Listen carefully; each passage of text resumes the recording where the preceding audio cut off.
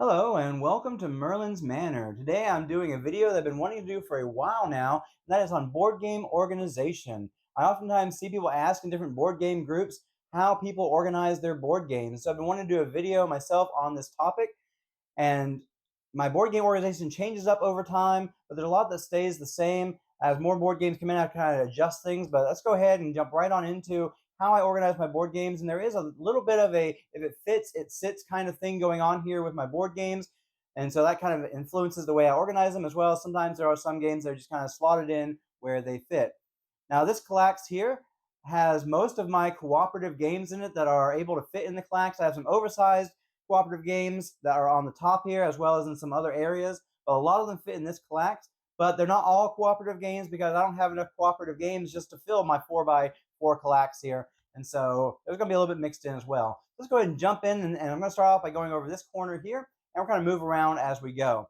So here we have my Ravensburger games. A lot of them, anyway, are right in this section here. And we got the Horrified games together and the Minecraft games. And this Back to the Future here is actually a Funko game, but since I had the other Back to the Future here, it's kind of sitting in right there. And then another Funko game over here, the Goonies.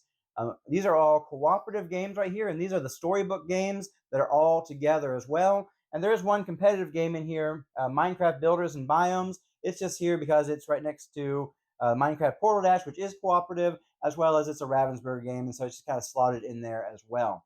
Then we come over here to this section. We have a couple campaign games here: Lord of the Rings series of Middle-earth and Imperial Assault. And then Core Quest is just kind of fits right in there, and it's it's a cooperative kind of scenario-based game as well.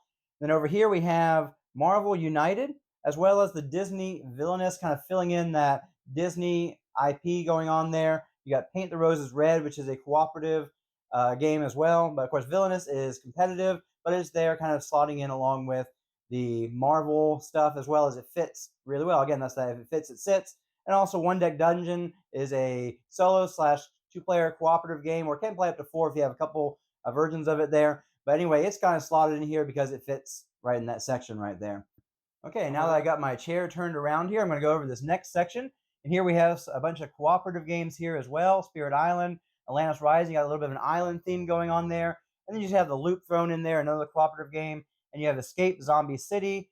And then it's a real-time game, and it's going to connect in with these games here, most of which are also real-time games. You've got 5 Minute Dungeon, you've got 5 Minute Mystery, 5 Minute Marvel, Project Elite, and Kites. All of these fit together because they share that mechanism of being a real-time game. And then Escape rolling right here, it's just here because it fits, as well as it goes along with Escape Zombie City because they are from the same company. No, this isn't a real-time game. It's just a turn-based cooperative roll and write game. And then over here we have some more cooperative games. We have Stranger Things, Dead Men Tell No Tales, Vagrant Song, and The City of Kings. The theme there, again, just being general cooperative games. Here I have a bunch of games. Most of them are not cooperative games. Most of them are competitive games, but they all share the theme of space. You've got Don't Blink, which is a Doctor Who game, Doctor Who, Time of the Daleks. You've got Under Falling Skies, which is a solo game where you have these aliens that are coming down and you're trying to keep them from attacking Earth. You have Transformers, you've got Firefly the game, and you have E.T. the Extraterrestrial. This one's actually a cooperative game. This is kind of slotted in there with all these other space-themed games there. Okay, as we move into this lower section here, you'll see this whole cube right here is two-player only games. You've got Star Wars, the deck builder game. You got Patchwork, Christmas edition. You've got Targi. You got Paris, La Cité de la Lumière, Spirits of the Wild, Seven Wonders Duel, Codenames Duet, Kiro. Then you have Ironirim, which I mainly play solo, but it also can be played two players. And then we have Smitten here, which is a two-player only game, a really tiny one by Stonemaier Games. It just kind of fits slotted in there. And then there is Boop, which is over here kind of to the side, and kind of a spillover area for multiple types of games that really don't have room. We got Great American Mail Race over there as well as Robinson Crusoe. They really don't have a place right now because I'm running out of room over here. I may need to get another Kallax or something else. But right now they're kind of just over there off to the side. And then over here we've got some of the games that are more kind of a party game or kids games, as well as Parks is just kind of in there just because it fits in that space. I got Taboo over there, Apples to Apples, Balderdash, Throw Burrito, Sushi Go, Spin Some for Dim Sum. So these are games that don't get pulled out as often either. except for Parks. And so they're kind of in their own little section over there. We move on over here. We've got Neotopia, Dice Manor, and Aquatica are all from Arcane Wonders. And then we got the Quest for El Dorado and Lost Cities go together because of their theme. And so there's a little bit of a mismatch over here, but they fit, they sit type situation going on. Then we have the start to the horror section here. We have Arkham Horror, the card game, Dead of Winter, The Hunger, and Abomination. You're getting kind of a horror section. As I turn around, I'll show you a few more that kind of fit along those lines. Okay, and over here we have Zombicide, 2nd edition, Black Plague, and Wolfsburg. I have more Zombicide with Marvel Zombies. It's actually sitting on my dresser right now because there's so much it would fill almost 2 full Kallax cubes all by themselves. And so they're just kind of off separate right now. And over here we have Harry Potter section as well as Gloomhaven, Jaws of the Lions in there. We got like the other 3 are Harry Potter games over there, kind of being that kind of theme.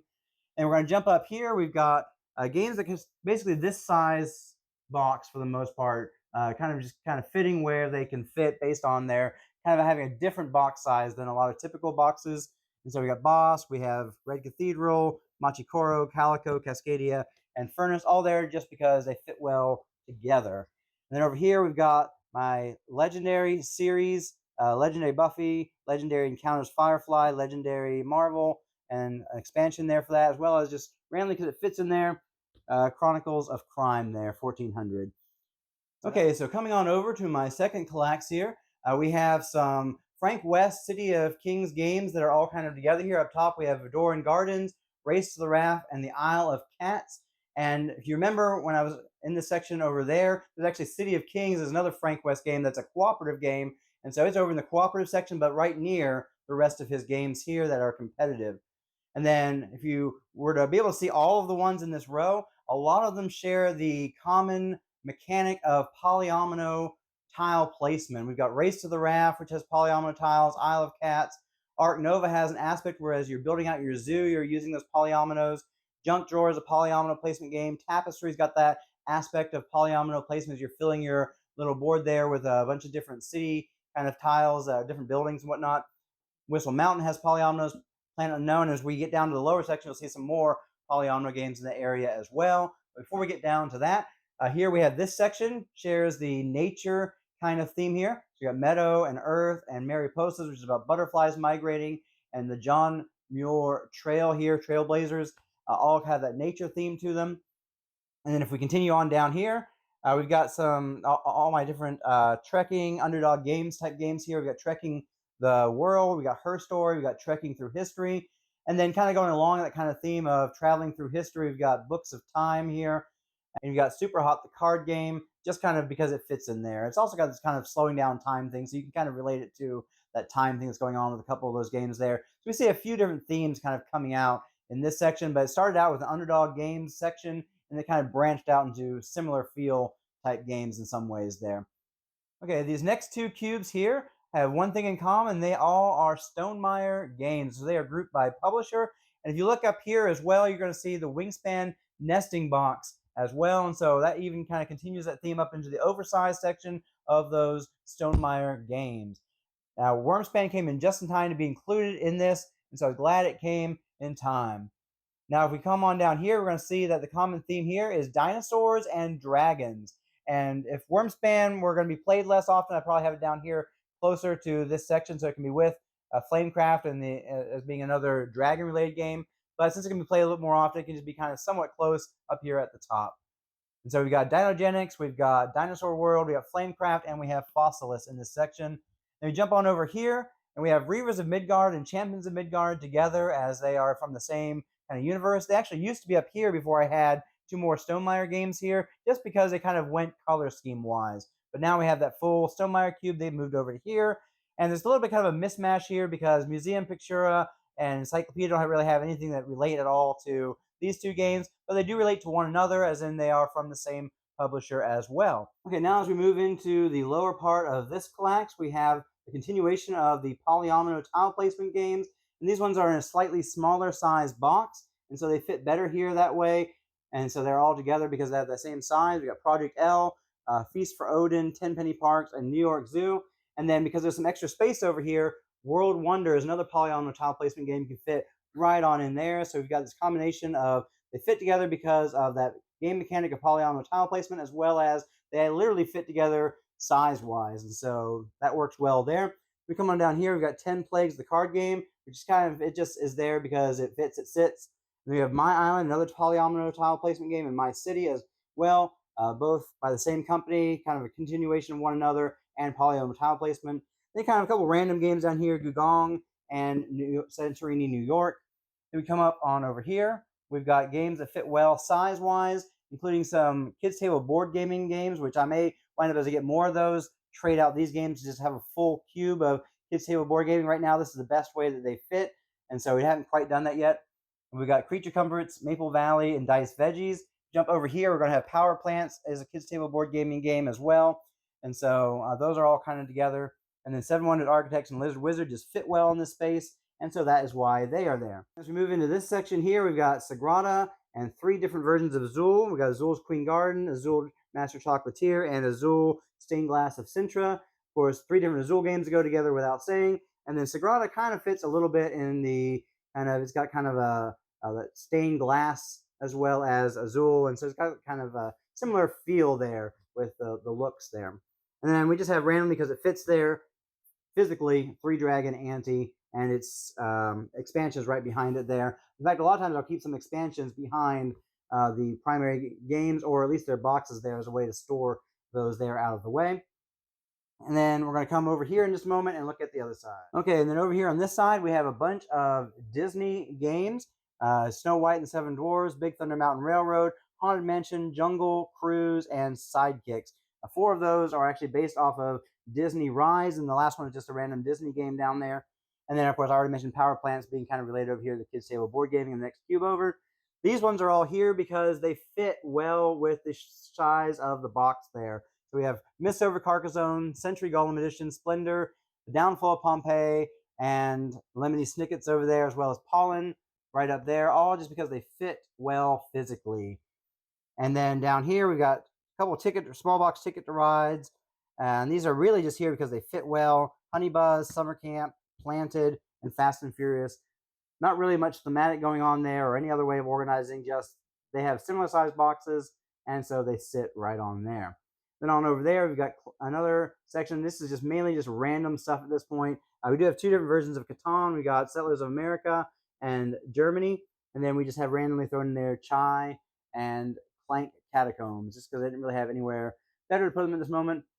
And if you check over here real quick, just slid on in here next to the Kallax, I actually have a folder for our Gloomhaven tiles. That's how we store our Gloomhaven tiles, in case you're curious there. Okay, if you'll excuse the glare for a moment, as I don't have very good lighting in this area, we're going to see a lot of my oversized boxes. We have Wingspan, Ticket to Ride, the Legacy version there. We have up here Lords of Waterdeep and the Scoundrels expansion. On the very top of that, you can barely see it in frame, Heat there. Then over here, we have Batman, The Dark Knight Returns, Ticket to Ride Europe, Siege of Rundar, Castles of Burgundy Special Edition.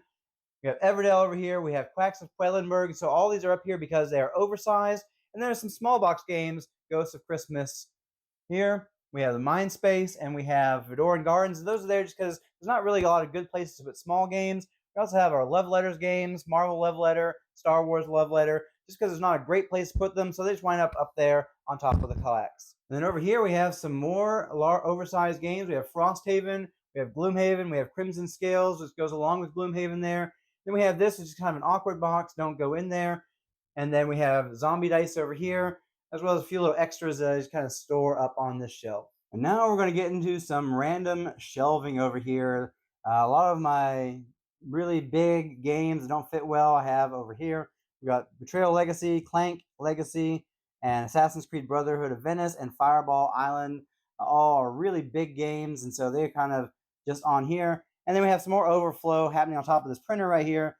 Detective, All-Time Wrestling, and Lost Ruins of Arnak. They just don't have a place to go right now, and so that's where they are, just kind of shoved on in over there. Here are our Isle of Cats box lids from our old version. Our cats love to sit in there and look out the window. They started to tear up that one box a little bit, but they just love those boxes so much. Just a little bonus there that those are there right in front of the window for our kitty cats. Okay, over here we have another random piece of furniture that has board games all over it. And so here we have our Roll and Write / Flip and Write collection. We've got Roll to the Top. We got Dice, Dungeons, Dice, and Danger. Isle of Cats Explore and Draw, Explorers, Star Trek, Super Pinball, Hadrian's Wall, Welcome to Your Perfect Home, Welcome to the Moon, a couple versions of Cartographers over here, Corinth, Rolling Realms, Three Sisters, Silver and Gold, and Railroad Inc. are all roll and write or flip and write style games. And so that is our collection for that. Almost all of our roll and writes and flip and writes are over here. I think the only one not is Escape Roll and Write, which is across in the Kallax here just because it fits so well in that little section there. Plus, it's a cooperative game, so it's over there. And then over here, we've got Santa's Workshop, Starship Captains, Ticket to Ride, Too Many Bones. Honestly, they're just there because that's somewhere for them to fit. This one's too big to go anywhere, and then these just kind of fill in that space nicely there. So not a whole lot of rhyme or reason other than they fit. Over here, we've got some faith-based games. We got Commissioned, Jerusalem, and Deliverance. And so they're there kind of sharing that theme. Then here we have Point City, Point Salad kind of near each other. We've got Trailblazer just because it fits in this tiny little hole right here. We've got Raiders of Scythia, somewhat close to Hadrian's Wall if you want to count that as a reason. Really, it's just it fits. Terraforming Mars, the dice game, Terraforming Mars Ares Expedition. It fit, of course, as being thematically tied together as well as they're in the same universe there. And so those are just there. Mainly this entire area is, except for the roll and write and flip and writes, of course, is just finding places for things to fit. We also have Last Light and Sagrada Artisans also there just because they fit. And so that is the whole rhyme or reason for most of this shelf here. If it fits, it sits. Okay, so for these last couple shelves, I'm just going to go ahead and show you the picture and then talk about what's going on here. Here we have a lot of my small box solo only games. You've got all of the Final Girl collection there, and this is actually the reason why I didn't want the big storage boxes. I already have a good solution for storing them separately. And then next to that we see Cristallo, and then we have Warp's Edge there still in shrink wrap, and then Legacy of You, and then on top you see Friday. And so these are most of my solo only games. We did have the big box that is Batman Returns up on top of my Kallax, as well as Under Falling Skies with the space themed. But I believe this is just about all of the rest of the solo only games that I own right here in this section. And up here on the top shelf, you'll see a lot of my small box games. You've got the Tiny Epic series, Dragonwood, Big Top. You've got Trails, Friday the 13th, Fox in the Forest, The Crew, Doctor Who Flux, The Game, Fort, Cat in the Box, Fantasy Realms, Arboretum, the T-Dragon Society, an Exit game thrown in there. A couple of you see that green and that orange box are some print and play games that I have. And then you got the random that States game thrown in there. And so a lot of the really small boxes fit well on that really small shelf. And then you've got King Domino, as well as the expansion for it down there, Family Feud, Century Spice, just because there was nowhere else to put it, Unlock, Sushi Go, Party. This is just really where a lot of games go that don't have space somewhere else right now. They get relegated to this bookshelf here. And so that's what's going on here. Thank you for watching this video. As you can see, a lot of things are just kind of it fits, it sits, with a little bit of organization based on game mechanics sometimes, as well as a lot of the publishers together because they fit well together anyway for their box size shapes. And sometimes there's a theme going on there, and that's the reason why I've grouped things together. But ultimately, I've got to keep in mind space. I have about 250 or so games, and so I have to make sure that everything's going to fit in as compact a way as possible and that no space is wasted, or at least as little space as possible is wasted. And so there is a bit of, okay, if it's going to fit, then that's where it's going to go. But if I can organize it to a certain degree, either by the publisher or by the game mechanic or by theme or something that makes sense, I'll go ahead and do that. So I hope you've enjoyed this video, you've gotten something from it as maybe how you may organize some of your games, giving you some ideas there. Again, I highly recommend though that focusing on if it can fit, putting it where it can fit.